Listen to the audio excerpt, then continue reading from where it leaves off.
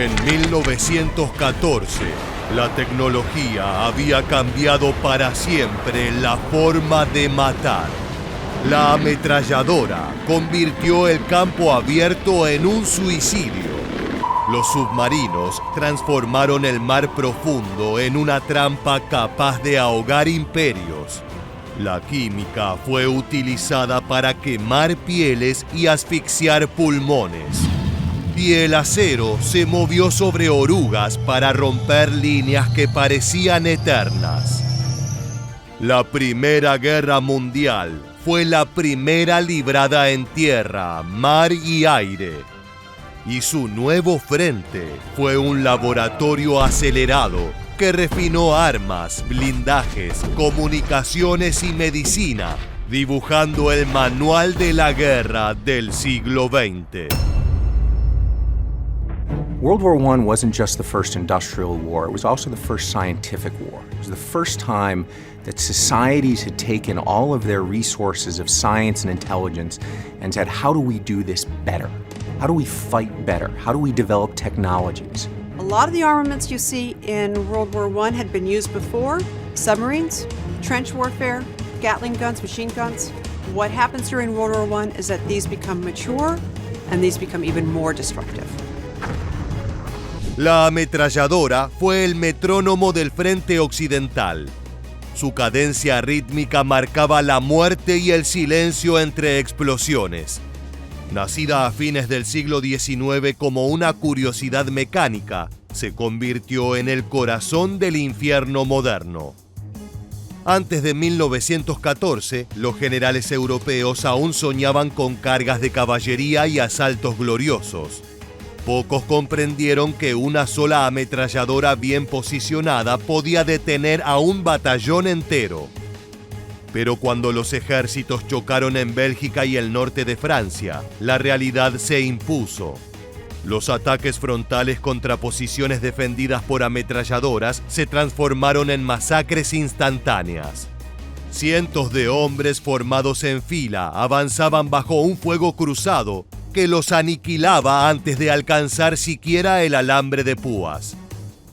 En lugares como el Somme o Verdun, el campo se cubría de cuerpos y el barro se teñía de rojo. Allí el valor se volvió inútil frente a la precisión del acero. Las ametralladoras redefinieron las trincheras. Su capacidad de fuego continuo obligó a los ejércitos a excavar y atrincherarse, buscando protección ante el infierno mecánico. El frente occidental se convirtió en una herida abierta, inmóvil, donde la ofensiva era casi imposible. Cada metro ganado costaba miles de vidas. El sonido inconfundible de la ametralladora, con un golpeteo seco, monótono y despiadado, se volvió el símbolo de una guerra estancada. It's impossible to cross that deadly beaten zone, the deadly zone between the two lines. The most determined line of soldiers cannot oppose a machine gun that fires hundreds of rounds a minute. El poder defensivo de este arma obligó a repensar toda la estrategia militar. La artillería comenzó a desempeñar un papel crucial, bombardeando posiciones antes de los asaltos, mientras que la comunicación por radio y teléfono de campaña intentaba coordinar los ataques entre el caos. El dominio del terreno ya no dependía del coraje, sino de la sincronización entre fuego y movimiento. En el aire, la ametralladora también encontró su lugar. Los primeros aviones usados solo para reconocimiento se transformaron en cazas cuando se desarrolló un mecanismo para sincronizar el disparo a través de las hélices. Nacían así los duelos de caballeros modernos, combates aéreos entre pilotos solitarios, donde el rugido del motor y el traqueteo del arma formaban una música mortal. Para 1918, la ametralladora se había integrado en todos los niveles del combate, en tierra, aire e incluso en vehículos blindados.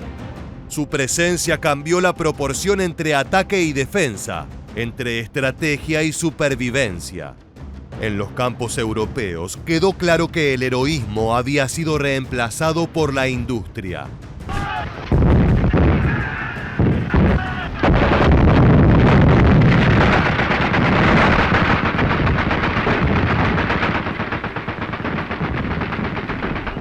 Otro de los desarrollos tecnológicos que cambió el mundo durante la Primera Guerra Mundial fue el de los tanques, surgidos como la respuesta británica al estancamiento y a una guerra donde el coraje se estrellaba contra el acero.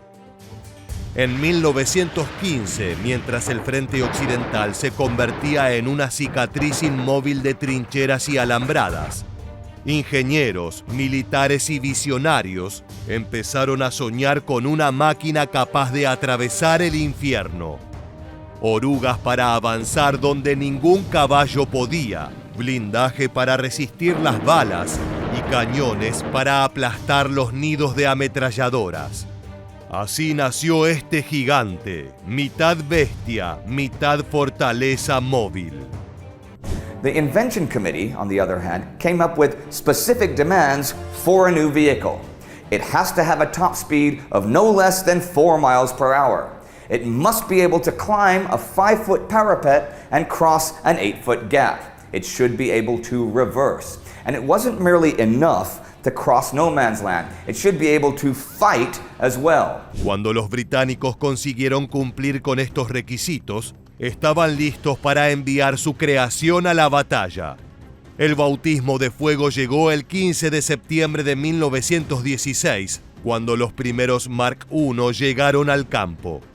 Estos enormes y torpes monstruos de más de 25 toneladas avanzaban a paso de hombre envueltos en humo y rugidos metálicos. Muchos se detuvieron antes de llegar al enemigo, víctimas de fallas mecánicas o del terreno sinuoso. No obstante, los pocos que lograron avanzar sembraron el pánico. Los soldados alemanes, acostumbrados al orden del fuego y al barro, vieron acercarse esas moles acorazadas que parecían inmunes a las balas. Por primera vez en la historia moderna, el campo de batalla tembló ante la máquina. El impacto psicológico fue tan poderoso como el táctico. Aunque su número era reducido y su desempeño irregular, el tanque cambió la concepción de la guerra. Por primera vez, la movilidad y la protección podían coexistir. Los aliados comprendieron que el futuro del combate terrestre dependía de esas plataformas móviles que podían romper el equilibrio impuesto por la ametralladora. En ese marco, Francia tomó la posta con sus propios diseños, llegando a un innovador modelo en 1917. The Schneider, when it went into action, didn't have thick enough armor to handle the armor-piercing German SMK rounds. It was soon followed by the Saint-Chamond, but its tracks were too narrow to carry it over the mud of the Western Front, and it frequently got stuck. Both models were also really cumbersome, so SDN ordered new tanks from Renault, which were the first tanks with a turret that could rotate 360 degrees and are really the first modern tanks. El Renault FT-17 fue una pequeña joya de ingeniería con su revolucionaria torreta giratoria. Ligero, maniobrable y fácil de producir, fue el primero en consolidar el concepto de blindado de batalla que dominaría todo el siglo XX. Su silueta con la torreta sobre el casco y la tripulación en compartimentos separados se convirtió en el modelo universal. Sin embargo, el tiempo jugó en contra de su verdadero potencial. Entre 1916 y 1918, las doctrinas y las cadenas de suministro eran primitivas. Los tanques rara vez actuaban en masa, su coordinación con la infantería y la artillería era limitada, y su mantenimiento un suplicio. Aún así, cada avance abría un camino en el barro. Detrás del rugido de las orugas, la guerra de trincheras comenzaba a resquebrajarse. El tanque no ganó la Primera Guerra Mundial, pero definió cómo se libraría la siguiente.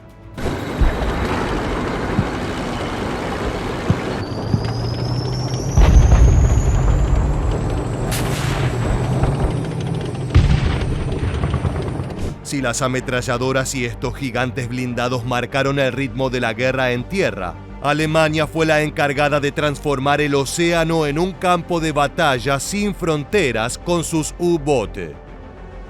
Mientras los cañones tronaban en Verdún, un frente silencioso se expandía bajo el agua. Allí los marineros no veían al enemigo, solo lo escuchaban y morían sin aviso.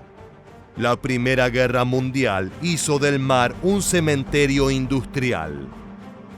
El submarino no era una invención nueva, pero sí una tecnología que alcanzó su madurez durante el conflicto. Alemania, bloqueada por la flota británica y decidida a cortar las rutas de abastecimiento enemigo, convirtió al U-Boot en su arma secreta.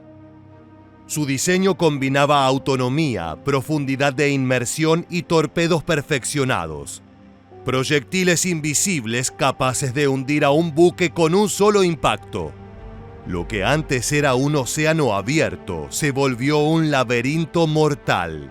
Germany announces an exclusion zone of unrestricted submarine warfare, a campaign to attack all enemy ships, military and civilian, without warning.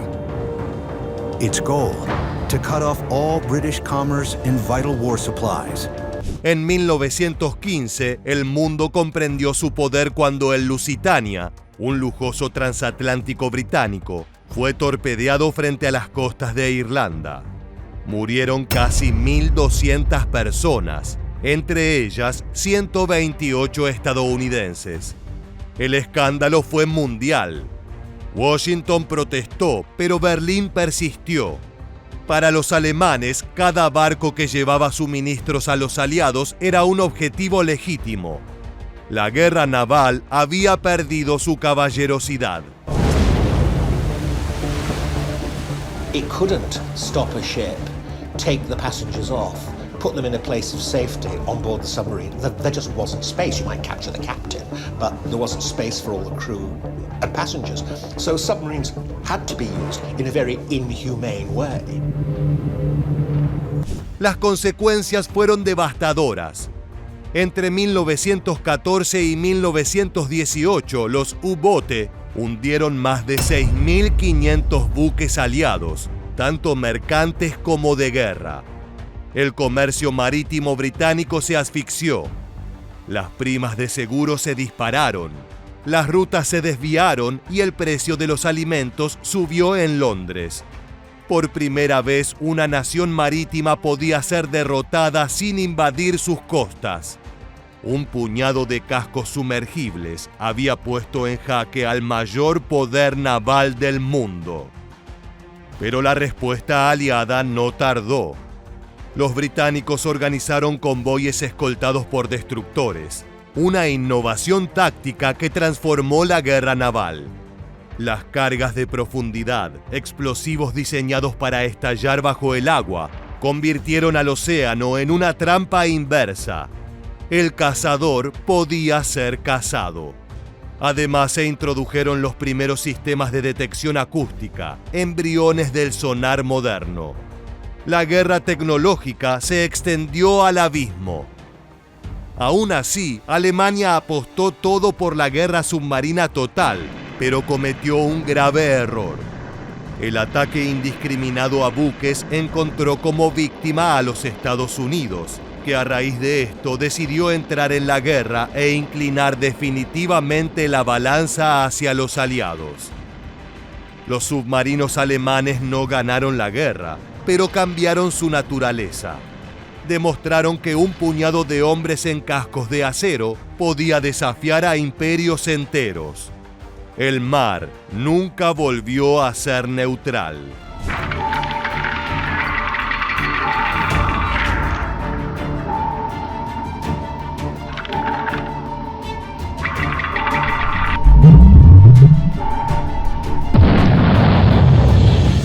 Ahora bien, en un frente donde la tierra y el agua estaban saturados de sangre, los científicos transformaron la atmósfera en un enemigo invisible.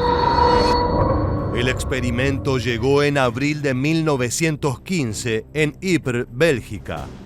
Los soldados franceses vieron cómo una nube verdosa avanzaba lentamente desde las líneas alemanas.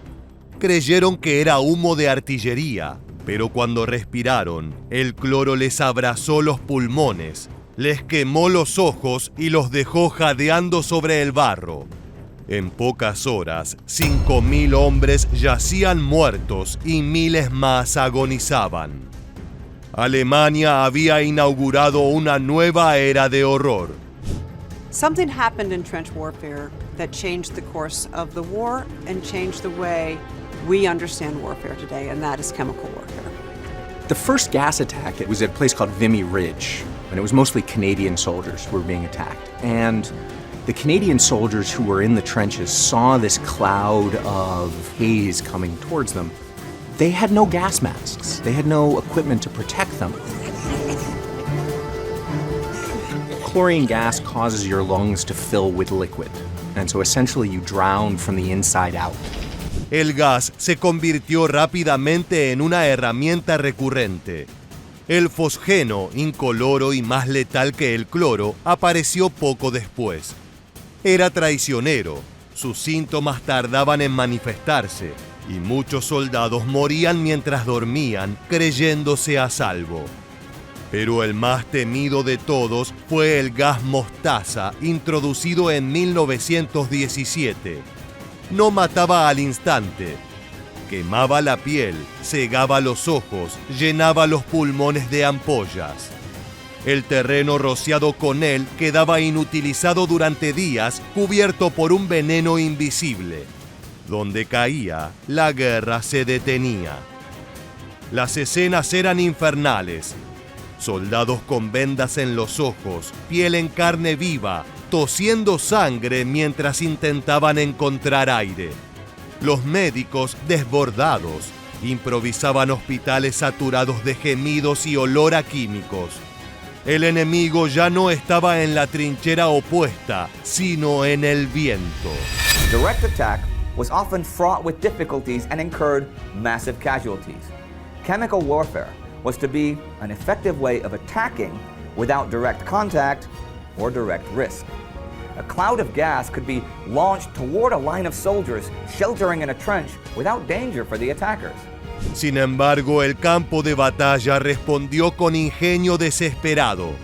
En 1915, los soldados improvisaron paños húmedos para cubrirse la boca. Pronto aparecieron las primeras máscaras antigas con filtros de carbón, que evolucionaron hasta los respiradores más complejos de 1918. Las trincheras se llenaron de sirenas, gongs y banderas de advertencia, señales para ponerse la máscara antes de que fuera tarde. El gas no fue el mayor asesino del conflicto, pero sí el más temido. Dejó casi 1 millón de heridos, muchos de ellos ciegos o con daños respiratorios permanentes. No obstante, su eficacia psicológica superó su poder táctico. La guerra química marcó una frontera moral y médica. Obligó a la humanidad a repensar los límites del combate y a los científicos a enfrentarse con su propia creación. En 1918 el aire volvió a ser respirable, pero el recuerdo quedó impregnado. Los tratados posteriores prohibieron el uso de armas químicas, aunque la ciencia ya había demostrado su capacidad de multiplicar el horror. La Primera Guerra Mundial no fue solo un conflicto, fue la forja mecánica de la modernidad bélica.